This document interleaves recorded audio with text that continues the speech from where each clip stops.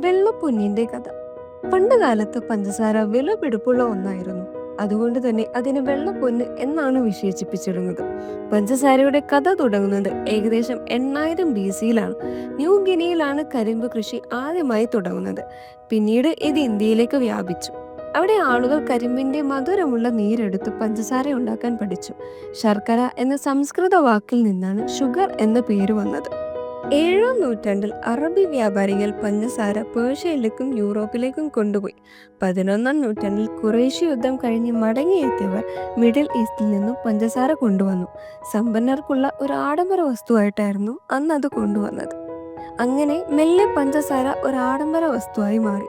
മധുരത്തിന്റെ കഥ ഇവിടെ തീരുന്നില്ല. ഒരു ആഡംബര വസ്തുവായ പഞ്ചസാര സാധാരണക്കാരിലേക്ക് എങ്ങനെ എത്തുന്നുള്ളത് അടുത്ത ഭാഗത്തിൽ പറയാം.